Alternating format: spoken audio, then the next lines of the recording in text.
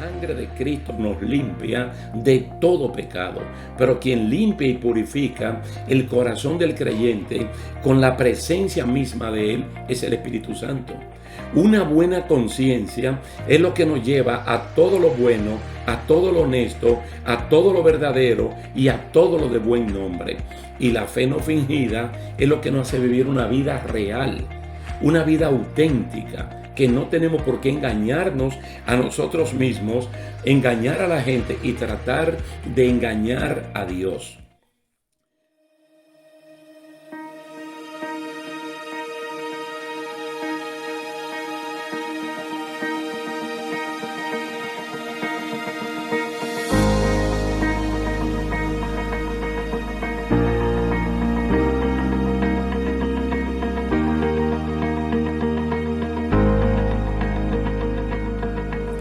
¿Qué tal, queridos hermanos? Dios les bendiga, Dios les guarde. Damos gracias a Dios por esta oportunidad que nos brinda de reencontrarnos una vez más. En el día de hoy tenemos el capítulo final de esta serie de estudios bíblicos que hemos llamado la apostasía. Comenzamos en 1 de Timoteo capítulo 4, viendo los primeros versículos donde anclamos. Y desde ahí hemos visto varios capítulos que han venido a reforzar la idea nuestra de cómo la apostasía es practicada, tolerada y promovida a veces dentro de la misma iglesia.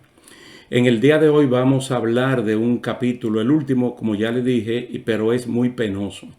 El camino de la verdad es blasfemado.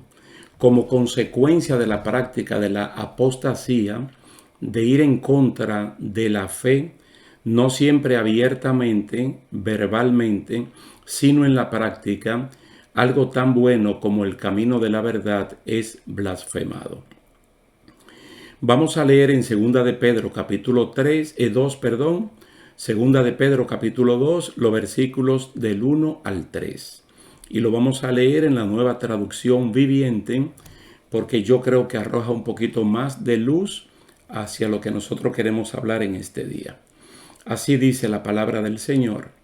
En Israel también hubo falsos profetas, tal como habrá falsos maestros entre ustedes. Ellos les enseñarán con astucia herejías destructivas y hasta negarán al Señor quien los compró. Esto provocará su propia destrucción repentina. Habrá muchos que seguirán sus malas enseñanzas y su vergonzosa inmoralidad. Y por culpa de estos maestros se hablará mal del camino de la verdad. Llevados por la avaricia, inventarán mentiras ingeniosas para apoderarse del dinero de ustedes. Pero Dios los condenó desde hace mucho y su destrucción no tardará en llegar. Mire qué interesante cuando el apóstol aquí está hablando de personas que incluso van a negar al Señor. Y es como le digo, que no lo niegan de manera teórica, sino de manera práctica. Una de las razones por las cuales el camino de la verdad es blasfemado es que los creyentes que tienen experiencias espirituales genuinas a veces no saben discernirlas o interpretarlas de acuerdo con las Escrituras. Las distorsiones vienen cuando no se evalúan los acontecimientos a la luz de la palabra de Dios, sino que se evalúan en base a experiencias humanas. Y ahí comienza el enemigo de la justicia tomando ventaja y promoviendo a estos hipócritas y mentirosos, como está en 1 Timoteo capítulo 4. Son unos hipócritas porque ellos aparentan ser lo que realmente ellos no son. Uno se pregunta por qué algo tan bueno como el camino de la verdad es tan blasfemado. No toda la culpa, lógicamente, cae sobre los malos líderes y hermanos, pues ya sabemos que Satanás tiene sus propios agentes para desacreditar a Dios y su camino. Pero la mala práctica ministerial y la mala práctica del evangelio en sí son los causantes de que haya tanto tropiezo entre la gente. La advertencia de Pedro es que harán de los cristianos mercadería por causa de la avaricia, por ese deseo exagerado de tener lo que otros tienen. Para tales fines, los falsos maestros, apóstoles, pastores y líderes religiosos en general planifican su forma de actuar y en consecuencia hablan a la gente las palabras que la gente quiere escuchar, como abordamos en un capítulo anterior.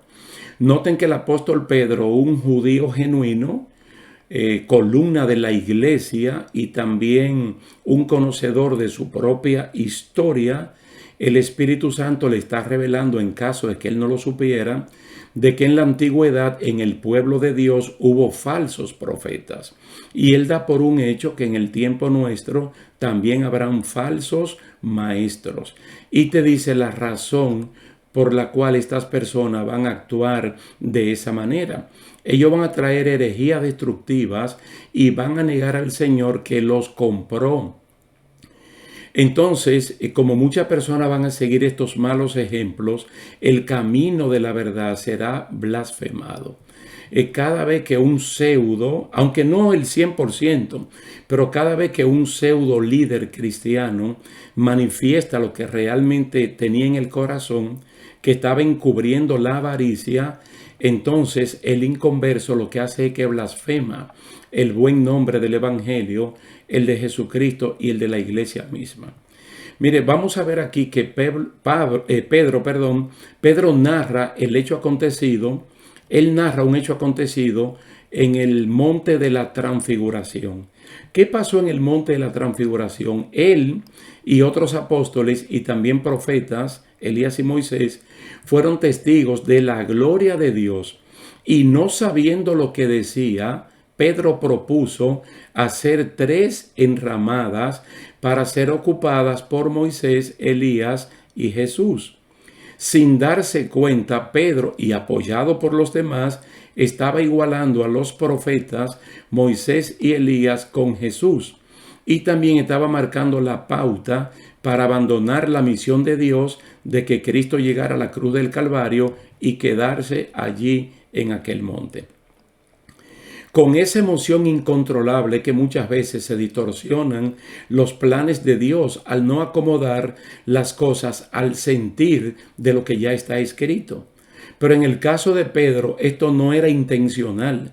Pedro no estaba sugiriendo una falsa doctrina adrede, sino que al no saber lo que decía y cargado de mucha emotividad, incurrió en un mal de apreciación, que si no hubiera sido corregido por la voz autorizada del Padre, esto hubiera crecido hasta hacer un daño gigantesco en la obra de Dios. Pedro hablaba por la emoción de estar en la presencia de un hecho milagroso y trascendental como ver a Cristo revestido de gloria. Quiere decir que allí había un ambiente, como en algunas ocasiones el apóstol Pablo lo presenta en la carta a los Corintios, en la primera, en el capítulo 14.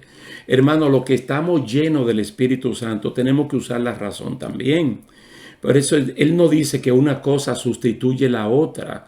Por eso es que no se puede perder el control ni el equilibrio, ni hacer cosas, ni decir cosas que luego ya no la podamos enmendar. Cuando hay una manifestación gloriosa del Espíritu Santo, entonces uno acomoda lo espiritual a lo espiritual, porque nosotros somos personas espirituales. No somos el hombre natural ni somos el hombre carnal, sino que el espiritual es una persona que tiene comunión con Dios, camina con Dios y puede juzgar todas las cosas y dominar incluso las emociones para que éstas no tomen el control. Como estos falsos maestros saben que a muchos de nosotros las emociones tienden a desbordarnos, por ahí que comienzan a trabajar. Ahora vamos a leer lo que él mismo, el parecer que él mismo da en la segunda carta, en el capítulo 1, los versículos 16 al 18. Yo creo que es una especie de mea culpa que él hace. Y él dice de la siguiente manera: porque no os hemos dado a conocer el poder y la venida de nuestro Señor Jesucristo siguiendo fábulas artificiosas, sino como habiendo visto con nuestros propios ojos su majestad. Pues cuando él recibió de Dios Padre honra y gloria, le fue enviada desde la magnífica gloria una voz que decía: este es mi Hijo amado, en el cual tengo complacencia. Y nosotros oímos esta voz enviada del cielo cuando estábamos con él en el Monte Santo. Tú ves que ahora el apóstol Pedro está poniendo las cosas en el orden que tienen que ser, pero al mismo tiempo él marca diferencia con aquellos que inventan fábulas artificiosas para hablar del poder y de la venida de Jesucristo. Y él dice que no, que ellos no hacen eso, sino que ellos se remiten a la palabra autorizada de Dios. Y dice: nosotros fuimos testigos, porque nosotros escuchamos con nuestros oídos y vimos con nuestros ojos cómo la gloria de Dios estuvo allí en la persona de Cristo. Y cuando él dice nosotros, él está hablando de él, de Juan, de Jacobo, de Moisés y de Elías, que eran los 5 testigos que estaban presenciando lo que Dios el Padre estaba haciendo con Jesús. Pero fíjese cómo entre apóstoles y profetas la voz autorizada de Dios dice que Jesucristo es la persona a la cual hay que prestar atención. Ahora, la referencia que hace Pedro en la porción que leímos al inicio, segunda de Pedro 2, 1 al 3, es sobre personas que, sabiendo lo que hacen, introducen herejías destructivas dentro de la obra de Dios con ese fin, con el fin de hacer daño. Es decir, tomar ventajas sobre las ovejas que son del redil de Dios. Los hermanos nobles y buenos que creen en esas bondades no tienen idea de que están tratando con lobos disfrazados, y creyendo que tratan con creyentes son heridos de muerte al darse cuenta posteriormente que han sido engañados. ¿Por dónde comienza el ataque? Primero, utilizando la confianza que hay entre los creyentes. Se cometen abusos de poder con dinero, con bienes materiales y con tiempo de servicio de la gente. Se aprovechan de la generosidad de corazón para devorar las casas de muchos creyentes y tomar ventajas de la generosidad de la persona. Por ejemplo, Pablo también afirma que por causa de los falsos maestros judíos, el nombre de Dios es blasfemado entre los gentiles. Todo el capítulo 2 de la carta a los romanos, Pablo va de frente con aquellos que dicen ser maestros, que dicen ser guías, incluso de personas ciegas intelectualmente, pero que en la práctica no coincide lo que ellos dicen de forma verbal. Es como enseñar algo que luego con los hechos es desmentido por el mismo maestro porque no puede vivir lo que predica. Decir una cosa y hacer otra no es compatible con el espíritu de las Escrituras. Esto ustedes lo pueden leer en Romanos capítulo 2, versículo 17 al 29. Hoy día el problema es que los inconversos que no saben discernir la falsedad creen que son creyentes genuinos y por eso blasfeman el buen nombre del Evangelio por la mala conducta de esta gente cuando se revela lo que realmente son. Hermano, usted y yo no podemos olvidar, mire que no podemos apresurarnos. Cuando conocemos a alguien, cuando oímos hablar de alguien, no debemos apresurarnos. Recuerden el consejo que siempre le damos: carta de recomendación, carta de referencia. No es lo mismo que tu pastor en la iglesia diga: vamos a recibir a tal evangelista o vamos a ir a tal lugar a apoyar tal cruzada o tal actividad, porque ya el pastor tiene referencia de que esa persona es un siervo, es una sierva de Dios, para que uno ande así por así, porque alguien dijo, porque uno no se puede mover de esta manera. Quiere decir que los apóstoles Pedro y Pablo abordan el mismo problema. Uno en Romanos capítulo 2 y el otro en Segunda de Pedro, tanto el capítulo 1 como el capítulo 2. Ellos abordan el mismo problema, pero en lugares distintos, pero con el contexto similar y sin tener que justificar a nadie, pues Dios no le hace mal a nadie. Muchos están fríos o están apartados del camino del Señor y culpan a tal o cual iglesia. Culpan al predicador o culpan a un hermano de haberlo timado o engañado en el nombre de una profecía o por palabras de prosperidad. Mire, nosotros predicamos que Jesús, siendo Dios, mire qué cosa tan grande, siendo Dios, Él se hizo hombre. Solamente eso te dice a ti el nivel de humildad y el nivel de humillación, porque Cristo tiene dos estados bien definidos en las Escrituras, un estado de humillación y un estado de exaltación.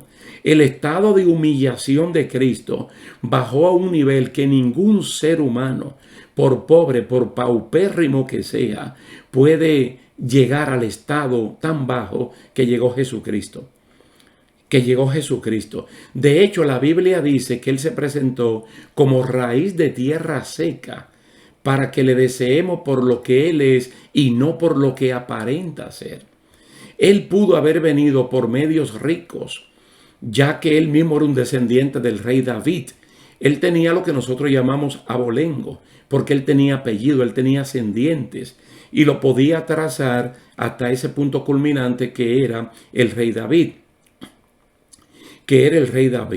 Mas, sin embargo, Jesucristo optó por la humillación y todos conocemos la historia que su propia madre, estando a punto de dar a luz, nadie la pudo recibir ni en un hotel, en una posada, en una casa, porque en ese lugar todo estaba absolutamente ocupado y como que pasaron por alto que esta mujer estaba embarazada.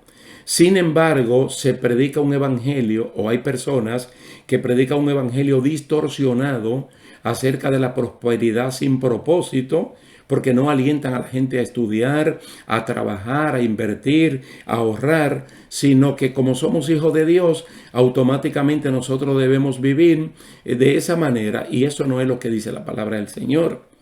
Y por eso es justo reconocer que fruto del trabajo hay creyentes que han obtenido recompensas de acuerdo con la palabra de Dios y con lo que dice el libro de Eclesiastés, y en el día de hoy pueden disfrutar y pueden vivir de acuerdo con sus ingresos, de acuerdo con sus ahorros y con sus buenas inversiones. Mire, muchos creyentes han acumulado fortuna después de arduos años de trabajo, después de buena administración de sus bienes, mientras que otros, viviendo del cuento y amando lo ajeno, se quieren enriquecer de los bienes, por ejemplo, del rey de Sodoma o de la ofrenda de Naamán. Lo que Abraham no quiso, lo que Eliseo no quiso, entonces ellos lo quieren. Entonces, mientras la iglesia de hoy, la del siglo XXI, del tiempo postmoderno, no asuma la misma responsabilidad que asumieron los judíos de Berea, según Hechos capítulo 17, verso 11, y los creyentes de Éfeso, según Apocalipsis 2:2, de probar a lo que se hacían llamar apóstoles para ver si eran verdaderos o falsos, el camino de la verdad será blasfemado constantemente. Porque es mejor que pasen por el escrutinio de nosotros como congregación, como creyente, antes que lleguen al mundo y de forma pública dañen algo tan bueno como el Evangelio de Jesucristo.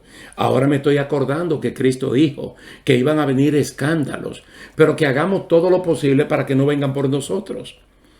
Es decir, si los escándalos no vienen por mí ni por ti, ya es una posibilidad menos de que el evangelio sea blasfemado en medio de los gentiles y que algo tan bueno como el camino de la verdad sea distorsionado.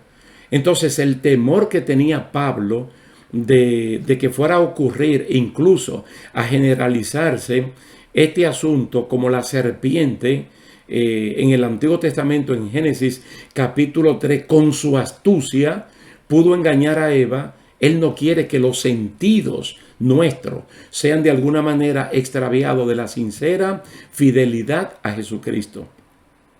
Más que un temor, es una preocupación que él tiene en 2 Corintios, capítulo 11, versículo 3. Y es que allí él desnuda, como lo hizo Jesucristo en Mateo 7, a estos falsos, a estos mercaderes, a estos engañadores que se visten de cristianos, pero en el fondo son lobos rapaces. Entonces allí en 2 Corintios capítulo 11, él marca la diferencia entre lo que es un falso y lo que es un verdadero.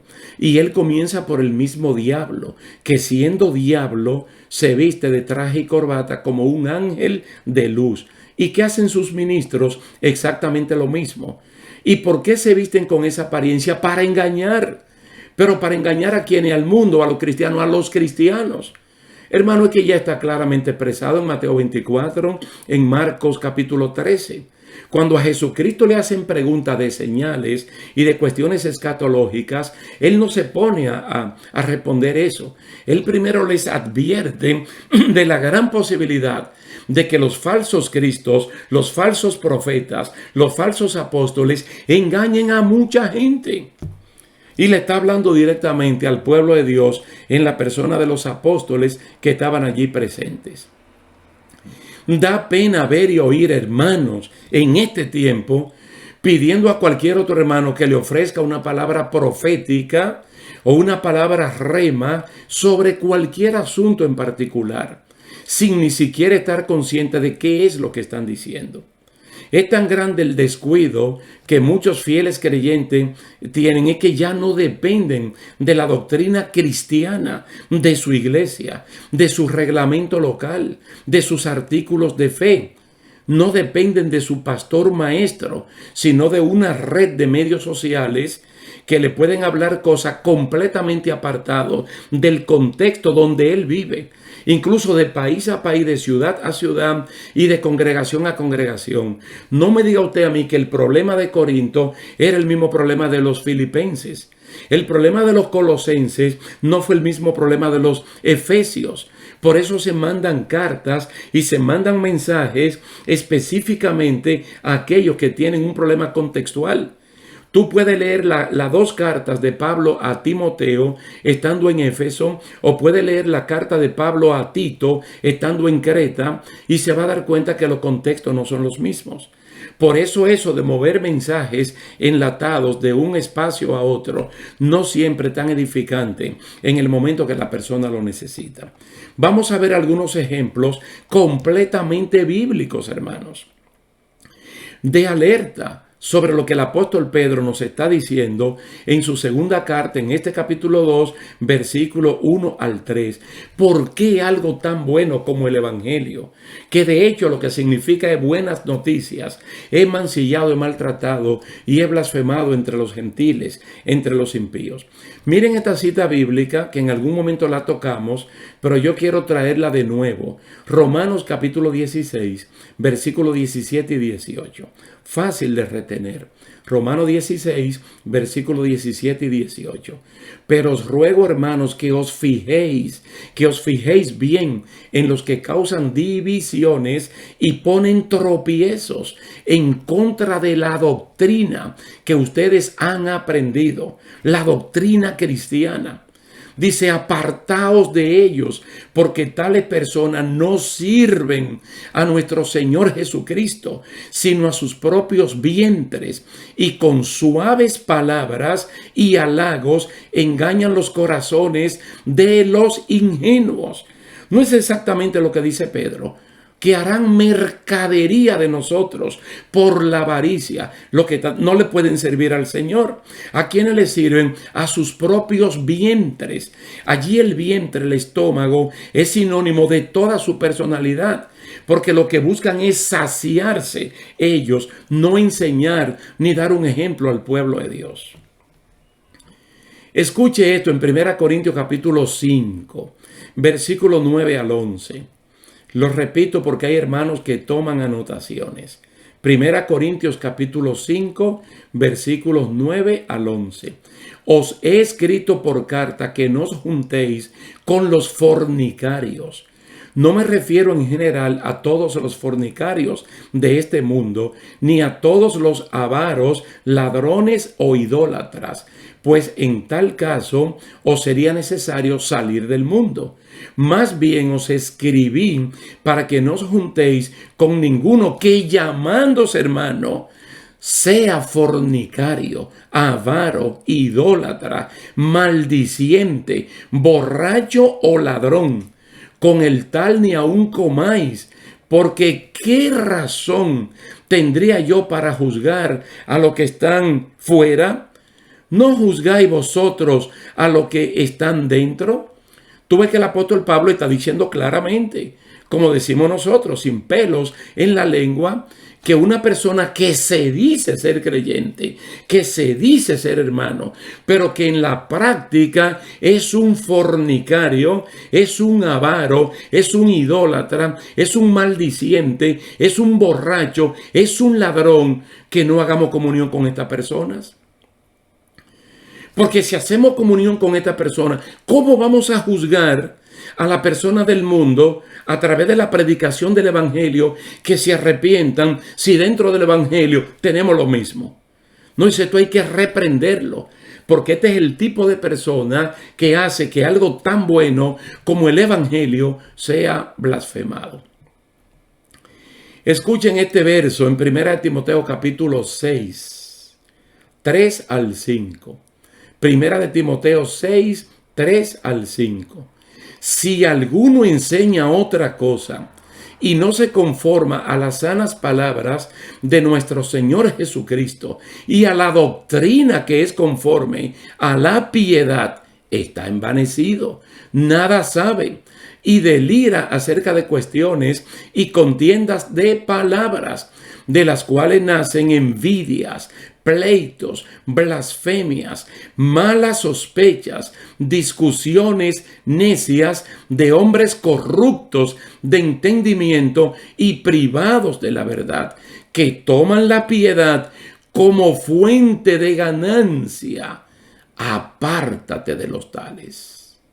Oh, bendito sea el nombre del Señor.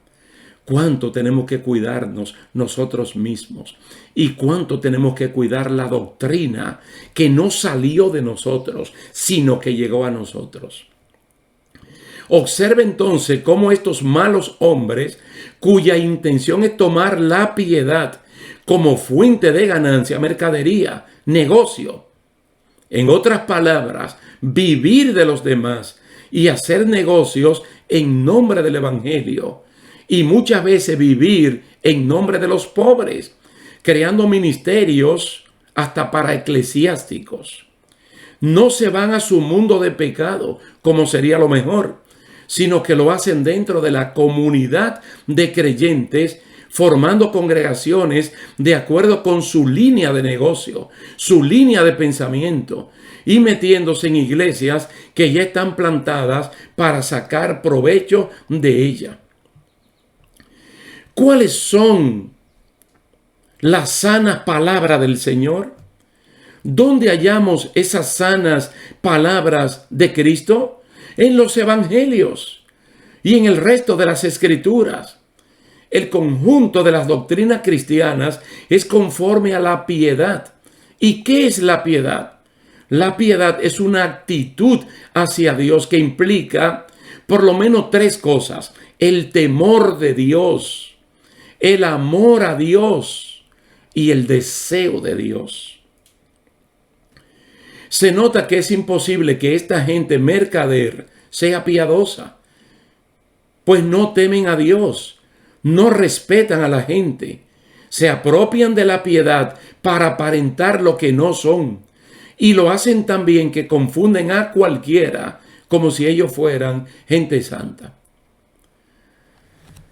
Mire, estas características son aplicables a gente que, por cierto, están dentro de la iglesia, haciéndose pasar por cristianos, pero que no lo son.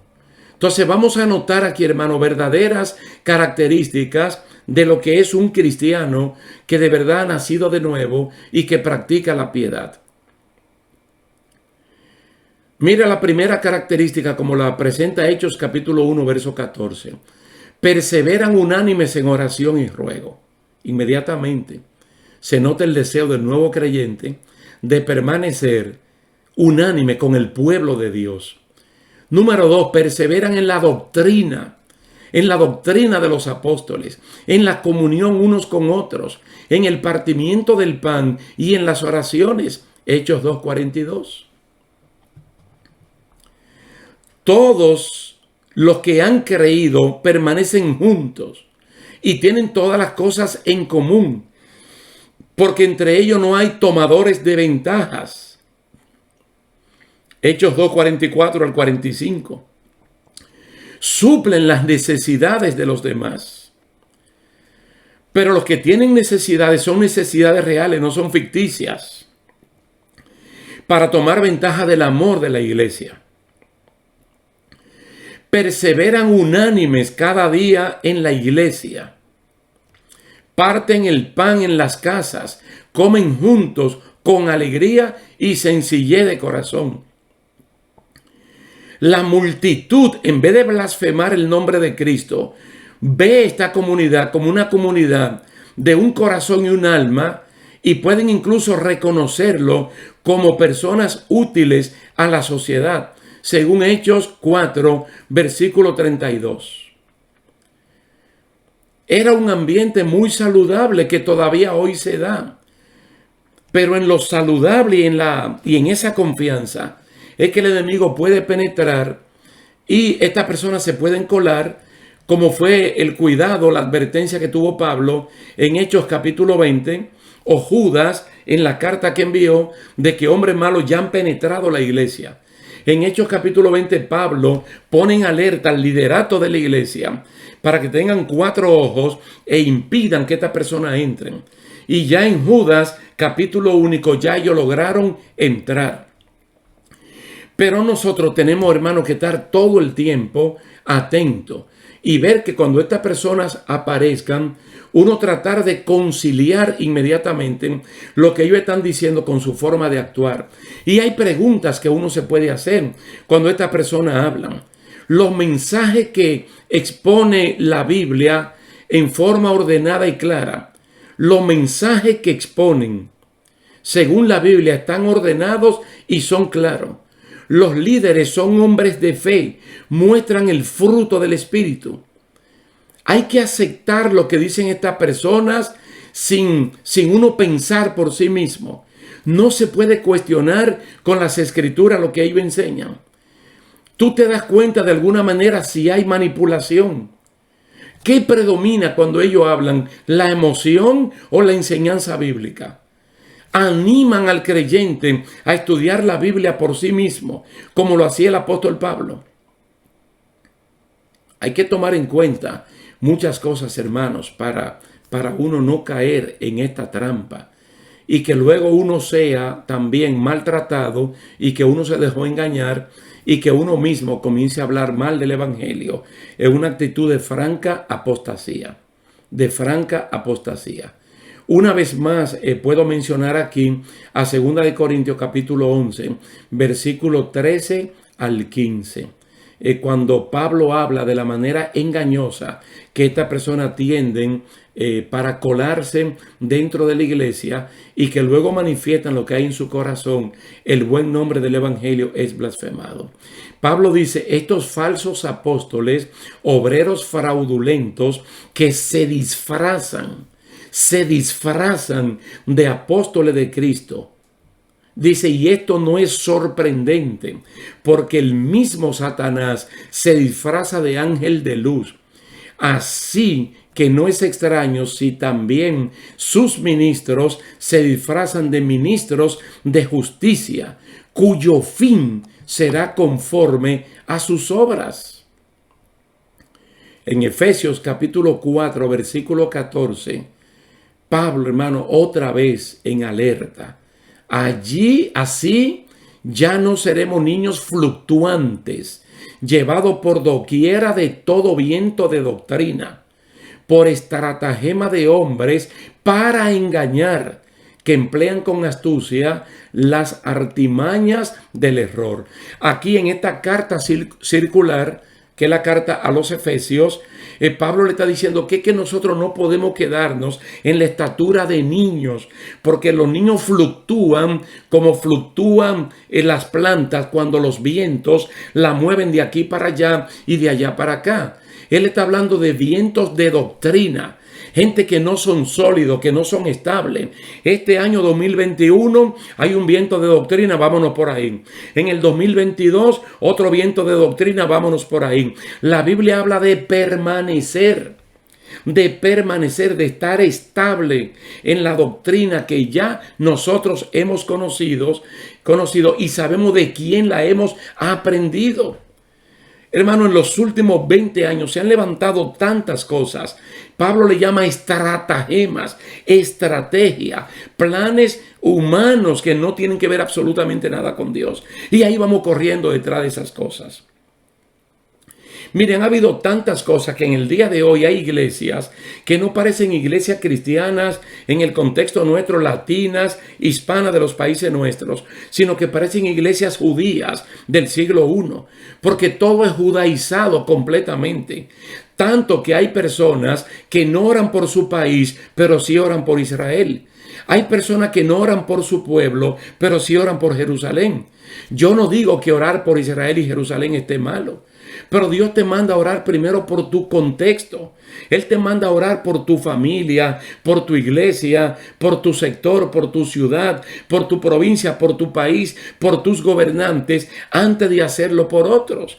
Porque muchos de nosotros creemos que los gobernantes de Israel son gente cristianos, son nacidos de nuevo, que toda la nación de Israel son de Dios, que son el pueblo de Dios, y de alguna manera u otra judaizamos tanto la iglesia que en vez de tener una bandera de nuestro país, tenemos una bandera de Israel.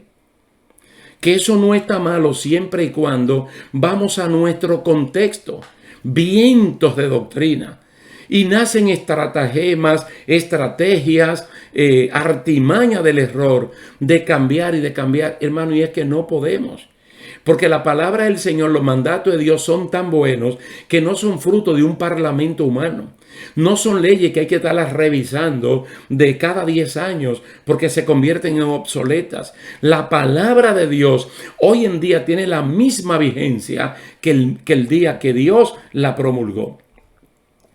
Mire, a pesar, Gálatas capítulo 2, verso 4 al 5, Pablo también habla de una experiencia que él vivió. Él dice, a pesar de los falsos hermanos que se habían introducido entre nosotros a escondidas para expiar nuestra libertad, a los tales ni por un momento accedimos a someternos para que la verdad del evangelio permaneciera en ustedes.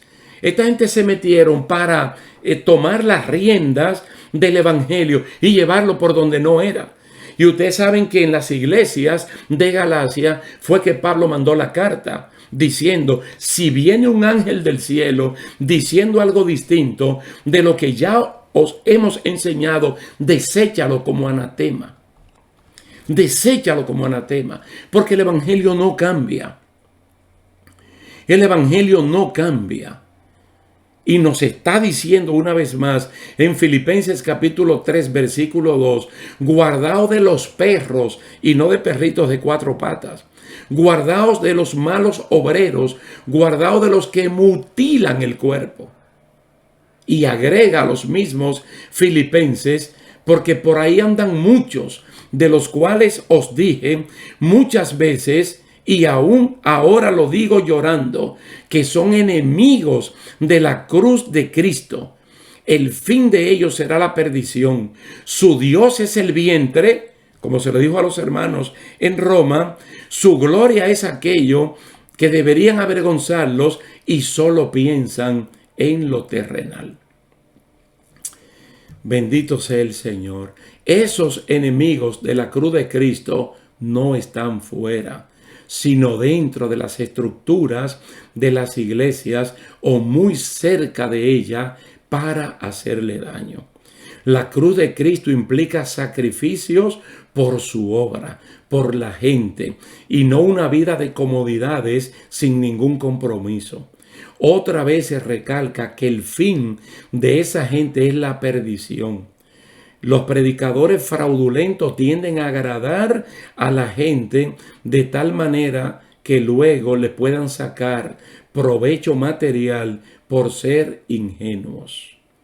No se atreven a predicar un evangelio de sacrificios, sino de comodidades, y lo hacen como advierte una vez más el apóstol Pablo en nuestra última cita de esta charla. Mirad que nadie os engañe por medio de filosofías y huecas sutilezas basadas en las tradiciones de los hombres conforme a los elementos del mundo y no según Cristo. Colosenses capítulo 2, versículo 8. Un poeta dijo: no podemos impedir que las aves vuelen, pero sí podemos impedir que hagan nido en nuestra cabeza. Entre tú y yo está la responsabilidad de mantener vivo el evangelio que hemos recibido y no cambiarlo absolutamente por nada ni por nadie.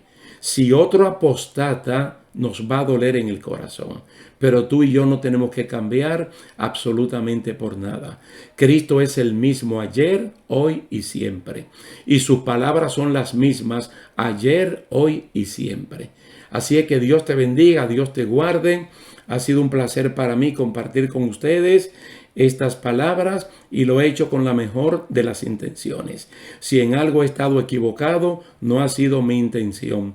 Así que me perdonan, oren por mí y espero en el Señor que podamos vernos en una próxima serie. Dios le bendiga, Dios le guarde y hasta la próxima.